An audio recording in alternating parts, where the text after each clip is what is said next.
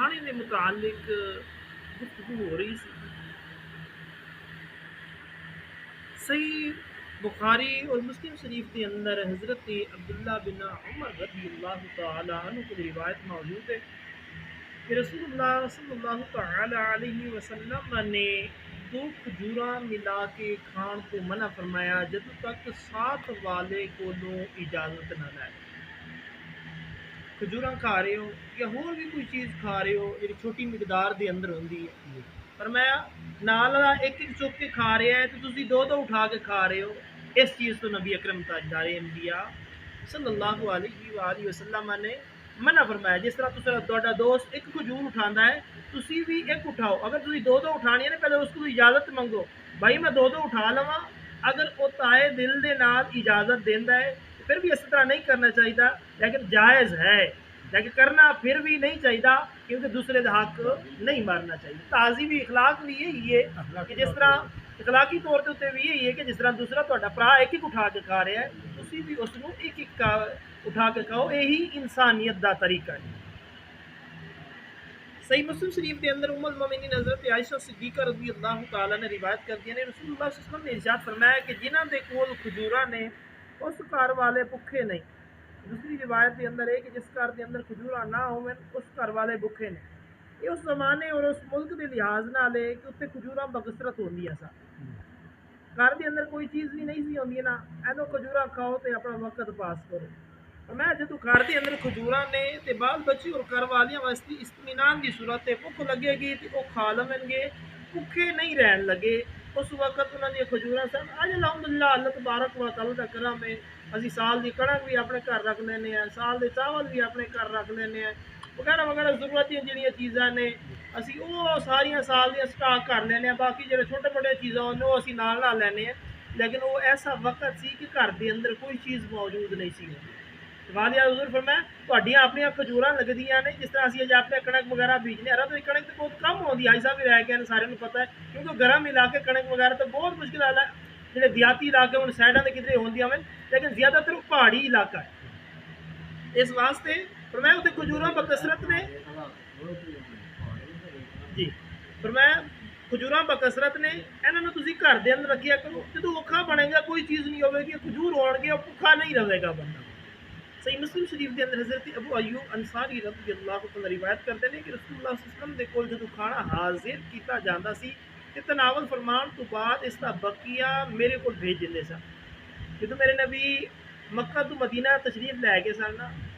تے کافی عرصے تک حضرت ابو ایوب انصاری رضی اللہ تعالیٰ عنہ دے گھر مہمان بنے رہے سن۔ تے آقا علیہ الصلوۃ والسلام دے کول او کھانا بھیجدے سن، حضور جڑا کھا لیندے سن جڑا بچتے سن، پھر ابو ایوب انصاری رضی اللہ تعالیٰ عنہ بھی کھاندے سن تے اپنے بیوی بچیاں ساریاں نوں کھلاندے سن۔ تے فرمایا اس حدیث مبارکہ میں فرماتے ہیں کہ آقا علیہ السلام دے کول جو کھانا حاضر کیتا جا حضور تناول فرماندے سن اور بقیہ میرے کول بھیج دیندے سن۔ ایک دن کھانے دے برتن دے اندر میرے کو بھیج دیتا گیا، میں اس کے اندر کچھ نہیں تناول فرمایا کیونکہ اس کے اندر لہسن جڑا ہے نا وہ پیا سی، تھوم جنوں آندے نے۔ میں دریافت کیتا کیا یہ حرام ہے؟ فرمایا نہیں مگر اس کی بو تو وجہ انہوں ناپسند کرنا۔ میں عرض کی تھی جس کو آقا علیہ السلام ناپسند فرمانے نے میں بھی انہوں ناپسند کرنا۔ صحیح بخاری اور مسلم شریف کے اندر حضرت جابر رضی اللہ عنہ روایت کرتے ہیں کہ نبی اکرم صلی اللہ علیہ وسلم نے ارشاد فرمایا کہ جو شخص لہسن یا پیاز کھائے اس ساڈی تو علیحدہ رہے، یا فرمایا کہ وہ ساڈی مسجد تو علیحدہ رہے یا اپنے گھر کے اندر بہ جائے۔ آقا علیہ السلام کی خدمت کے اندر ایک ہانڈی پیش کی گئی جس کے اندر سبز ترکاریاں یعنی سبز ہری ہری سبزیاں سن۔ آقا علیہ السلام نے فرمایا بعض صحابوں نے پیش کر دو اور انہوں نے فرمایا کہ تسی کھا لو اس واسطے کہ میں انہاں نال گلاں کر لواں۔ یہ جڑے آئے نے نا میں انہاں نال گلاں کر لواں، تسی انہاں نال گلاں نہیں کر سکتے نہ سن لیندے، یعنی یہ فرشتے آئے نے میں انہاں نال جڑے گلاں باتاں نے وہ کر لواں۔ ترمذی ابو داؤد کے اندر حضرت علی شیخ خدا رضی اللہ تعالیٰ نے روایت کرتے ہیں کہ رسول اللہ صلی اللہ علیہ وسلم نے لہسن کھان کو منع فرمایا مگر یہ کہ پکا ہویا ہو، یعنی کچا پیاز اور لہسن وغیرہ ہاں یہ جڑا نا کھا کے مسجد کی طرف یا جتنے مجمع ہوئے نا اس جگہ دے تے نہ جدوں تک تہاڈے منہ دے وچوں انہاں دی بو ختم نہ ہو جاوے اس وقت تسی کسی محفل دے اندر یا خاص کر مسجد دے اندر آن تو نبی اکرم تاجدار انبیاء صلی اللہ علیہ وسلم نے منع فرمایا ہاں اگر پکا ہوئے پیاز ہوئے لہسن ہوئے پکا ہوئے تے پھر کھان دے اندر کسی قسم دی کوئی ممانعت نہیں ہے۔ ترمذی شریف دے اندر ہانی رضی اللہ تعالیٰ نے روایت کر دیا نے، فرمانیاں نے کہ میرے ہاں آقا علیہ الصلوۃ والسلام تشریف لائے، فرمایا کچھ تواڈے کول ہے؟ میں عرض کی تھی سوکھی روٹی ہے اور سرکے دے سوا کچھ بھی نہیں، روٹی ہے خشک ہو گئی ہے اور گھر دے اندر سرکہ ہے، فرمایا لاؤ، حضور نے ارشاد فرمایا لاؤ، جس گھر دے اندر سرکہ ہے اس گھر والے سالن نے محتاج نہیں ہے۔ اس وقت جڑا سرکہ ہوندا سی نا بطور سالن بھی استعمال کیتا جاتا، لیکن اس زمانے دے اندر سرکہ کوئی اور طرح دا آ گیا ہے، لیکن اس زمانے دے اندر جڑا سرکہ موجود سی نا وہ بڑا اعلیٰ قسم دا سی، جس طرح اسی اج مثال دے طور دے اوتے ساڈے گھر سالن نہیں ہے نا، اسی شاہد نال بھی روٹی کھا سکنے، اسی شاہد نال بھی اسی طرح یہ بھی اسی طرح سی، یعنی کمی محسوس نہیں سی ہون دیندا سالن دی، جس طرح اسی شاید بھی ملا لئیے روٹی کھا لئیے تو سانو کمی محسوس نہیں ہوندی کہ اسی سالن کھا دا یا کسی اور چیز نال کھا لئیے، اس وقت بھی یہ بطور سالن استعمال کیتا جاتا ہے۔ صحیح مسلم شریف کے اندر حضرت جابر رضی اللہ تعالی روایت کرتے ہیں کہ رسول اللہ صلی اللہ علیہ وسلم نے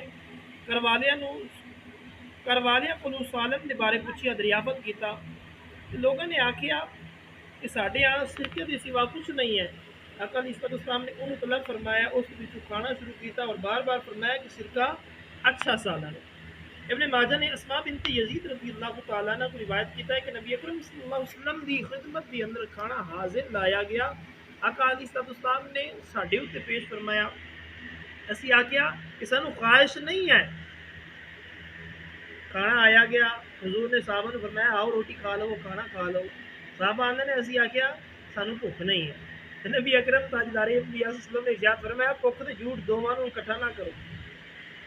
بھوک تے جھوٹ نوں کٹھے کٹھا نہ کرو، تانوں بھوک بھی لگی ہے تو تسی آندے ہو کہ سانو بھوک کو نہیں لگی، فرمایا انہاں دونوں نوں اکٹھا نہ کرو،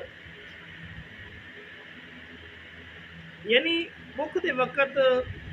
کوئی کھانا کھلائے کھا لو، یہ نہ کہ بھوک نہیں ہے، کھانا بھی نہ کھانا اور جھوٹ بھی بولنا دنیا اور آخرت دونوں کا خسارہ ہے،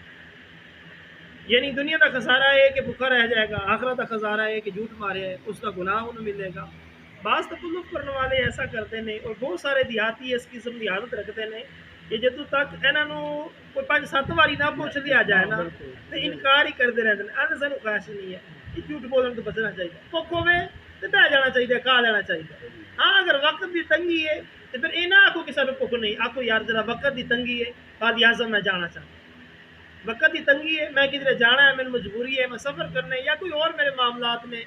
یا ذمہ دار بندے نے میرے کو ڈنگر بچے کا جا کے کرنا ہے، جو بھی معاملات نے انج نہ آخو اگر بھوک ہے تو پھر آخ دو بھوک ہے بھائی لیکن میں فلاں جگہ تو جانا ہے مجبوری کی وجہ سے میں تواڈے کول زیادہ دیر نہیں روک سکتا، پر میں جڑا بھوک لگی ہوئے تو روٹی تو انکار کرے، دنیا کا بھی خسارہ ہے اور آخرت کا بھی خسارہ ہے۔ دعائے اللہ تعالیٰ تانوں مینوں اسی ساریاں نوں شریعت محمد مصطفیٰ صلی اللہ علیہ وآلہ وسلم دے عمل پیرا ہون دی توفیق عطا فرمائے، وما علینا الا البلاغ۔